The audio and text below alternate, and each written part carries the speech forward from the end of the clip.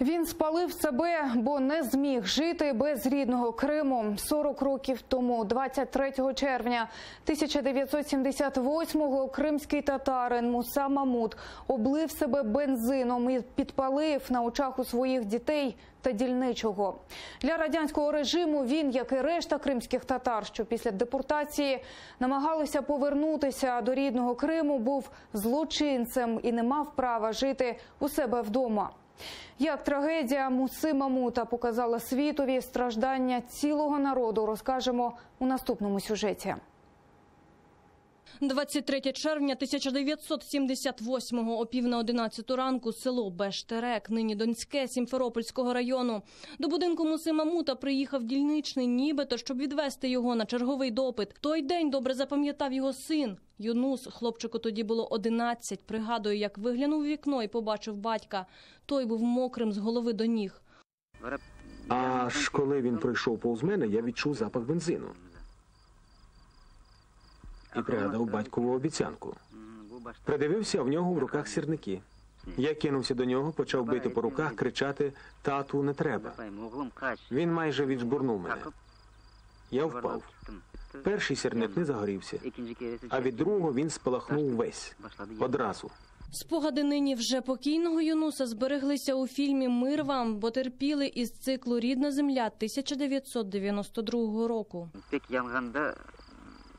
І ось так, наче палаючий смолоскип, пішов батько на дільничого інспектора Саприкіна. Трохи не дійшов. Впав. Саприкін кинувся заводити мотоцикла.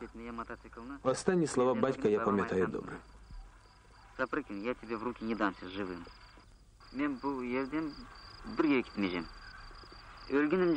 Звідси я нікуди не поїду. В цій землі лежить мій тато. Після 40 років вигнання в Узбекистані у квітні 75-го Муса їде в Крим один, без дружини і дітей. Дочка Муси Диляра пригадує, у батька була мрія будь-якою ціною повернутися на батьківщину. Вот один прекрасный день он как-то встал утром и матери говорит: ты как хочешь, но я уезжаю. Он продал машину, у него был москвич. Вот, он продал машину и говорит: если хочешь жить со мной, продашь дом и приедешь, говорит, с детьми. Не хочешь, я тебя не заставляю.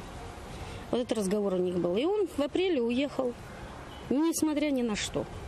2 роки колонії дали Мусі Мамуту у травні 76-го за те, що місцеві чиновники відмовлялись прописати його у власному домі. На волю виходить достроково, повертається до Криму, проте там він із родиною і досі поза законом. Лише за свою національність, бо указ 67-го року про нібито реабілітацію кримських татар був формальністю. У Криму їх, як і раніше, не чекали. Инструкция местным властям была совершенно иного толка.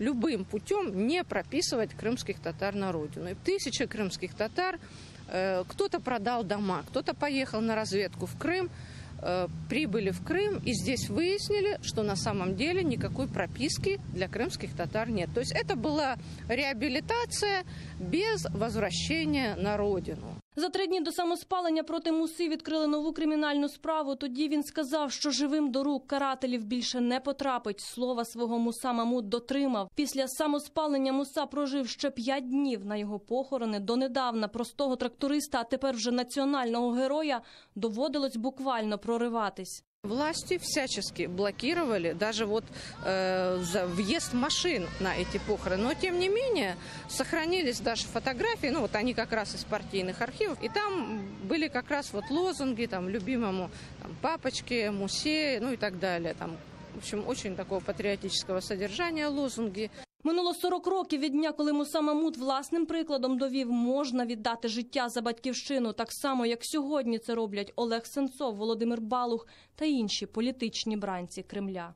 Тетяна Сулій, Заман, АТР.